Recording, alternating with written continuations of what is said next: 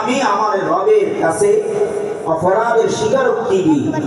আমি যে অন্যায় করছি, আমার এই অন্যায় পৃথিবীর কেউ দেখে নাই। একজন তো দেখছেন, তিনি কে? আল্লাহ। পৃথিবীর কেউ দেখে নাই। আমি যে জেনা করছি, এটা পৃথিবীর কোনো মানুষ দেখে নাই, কিন্তু একজন দেখেছেন, তিনি কে? আল্লাহ।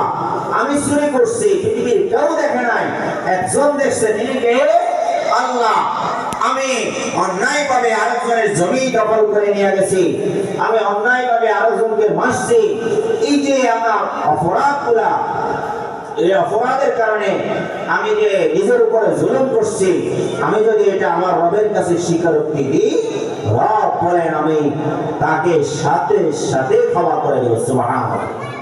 তাহলে আমাদের রব কত বড় দয়ালু, কত বড় মেহেরবান, কত বড় ইহসানওয়ালা, যে আল্লাহ বান্দা এত অপরাধ করার পরেও, যে বান্দা আল্লাহর সাথে এত নাফরমানি করার পরেও আল্লাহ রাব্বুল আলামিন বলতেছেন যে আমি তাকে ক্ষমা করে দেব।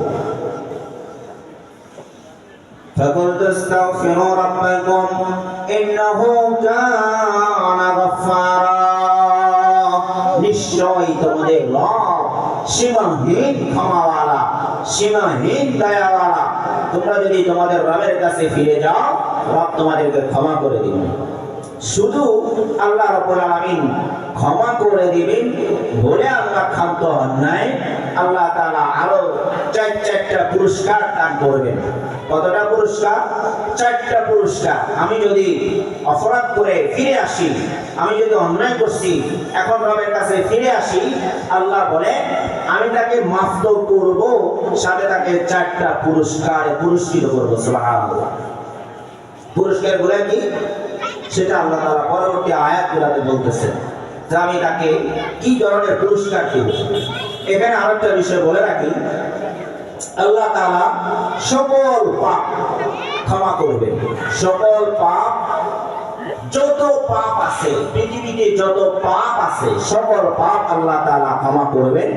তবে একটা পাপ আছে, যে পাপ মহান রব কোনদিন ক্ষমা করবেন না। সে পাপ হচ্ছে শিরক। কে? কথা বলেন, সে পাপের নাম কি? শিরক। শিরক যারা করে, যারা তার রবের সাথে শিরক করে, রব বলেন আমি কখনো তাদেরকে ক্ষমা করি না। আমার ক্ষমার সীমা অতিক্রম করে সে চলে গেছে। এজন্য আমরা শিরক ব্যতীত যত গুনাহ আছে, যত অপরাধ আছে, সকল ধরনের অপরাধ আল্লাহ তাআলা চাইলে ক্ষমা করতে পারেন, কিন্তু শিরককে আল্লাহ তাআলা ক্ষমা করবেন। এজন্য আমাদেরকে শিরক থেকে বেঁচে থাকতে হবে, যাতে করে আল্লাহর সাথে আমরা কাউকে শরীক না করি। আল্লাহর সাথে যাতে আমরা কোনো মানুষকে, কোনো বস্তুকে, কোনো গাছকে, কোনো পাতাকে, কোনো পৃথিবীতে যত বস্তু আছে, কোনো বস্তুকে যদি আমি আমার রবের সামঞ্জস্য মনে করি, আমি যদি মনে করি এই গাছ আমাকে কিছু দিতে পারে, আমি যদি মনে করি এই মানুষ আমাকে কিছু দিতে পারে, তাহলে সেটা শিরক হয়ে যাবে। আর শিরকের গুনাহ আল্লাহ তাআলা কখনো ক্ষমা করেন।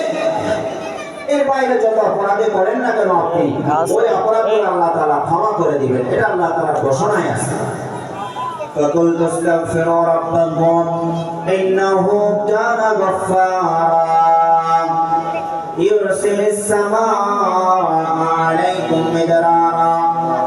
আল্লাহ তাআলা বলেন, বান্দা যদি আমি রবের কাছে ফিরে আসে, আমি রব তাকে ক্ষমা করব, এবং পাশাপাশি আমি আসমান থেকে স্বচ্ছ পানির ব্যবস্থা করে দেব।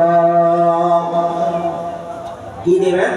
এক নম্বর পুরস্কার, আসমান থেকে রব স্বচ্ছ পানির ব্যবস্থা করবে, মানে বৃষ্টি আল্লাহ তাআলা নাযিল করবে।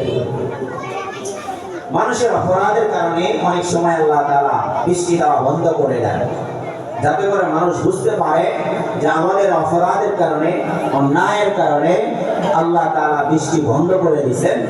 আর মানুষ যদি ইস্তেগফার করে, তওবা করে, তাহলে আল্লাহ তাআলা আবার তাদের জন্য আসমান থেকে স্বচ্ছ পানির ব্যবস্থা করে দিবেন। পানি যদি আল্লাহ না দেন তাহলে আমাদের ফসল আদি কিছুই হবে না। পানি না দিলে ফসল আদি হবে? কথা বলেন, হবে?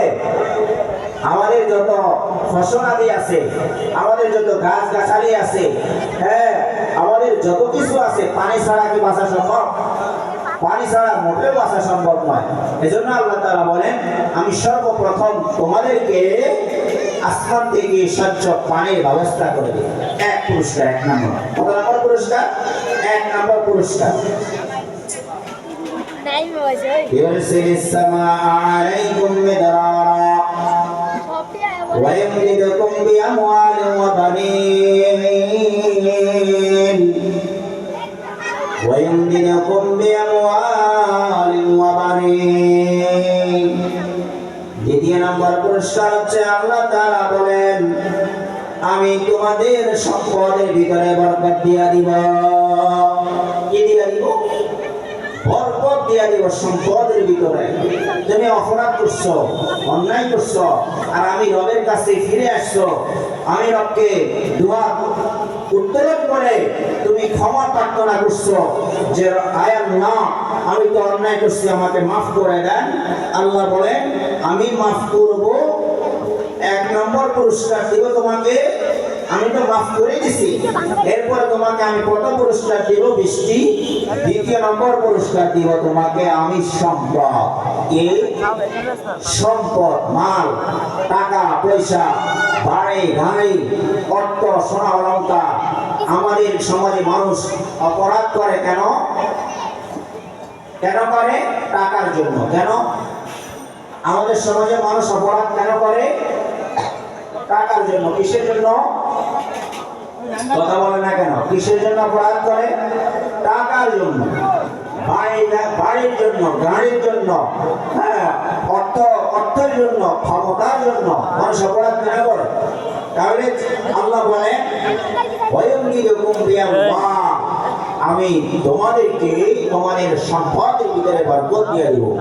আমি যদি আল্লাহ বরকত দিয়ে দিই, তোমার সম্পদ কখনো শেষ হবে না।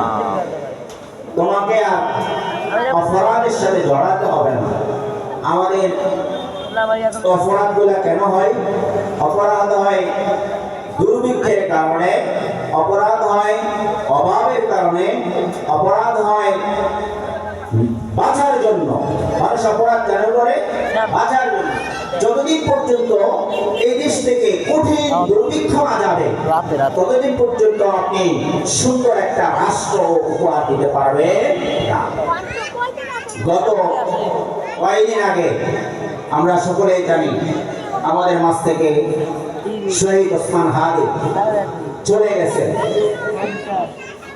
শহীদ ওসমান হাদিকে যিনি হত্যা করছেন, যিনি খুন করছেন, কিসের বলে? এই টাকার জন্য। কিসের জন্য? টাকার জন্য তিনি হত্যা করছেন। তাহলে দেখেন অপরাধগুলো সংঘটিত হয় কেন? এই সম্পদের কারণে। আর আমি আমার রবের কাছে চলে যেতে পারি, আমি আমার রবের কাছে ক্ষমা চাই, তাহলে আমাকে অপরাধ করে টাকা উপার্জন করতে হবে না। রব আসমান থেকে সরাসরি জমিন থেকে আমার জন্য সম্পদের ব্যবস্থা করে দিবেন। সুবহানাল্লাহ। তাহলে আমার অপরাধের দরকার আছে? কাউকে হত্যা করার দরকার আছে? মারার দরকার আছে? কোনো প্রয়োজন নাই। আমার যদি সম্পদ থাকে, আমার দরকার আছে আরেকজনকে হত্যা করা, আরেকজনকে খুন করা। এই কথা এজন্য আল্লাহ রাব্বুল আলামিন বলেন, আমি তোমাদেরকে দ্বিতীয় যে পুরস্কারটা দিব, সেটা হচ্ছে তোমাদের সম্পদের ভিতরে আমি আল্লাহ বরকত দিয়ে দিব। সুবহানাল্লাহ।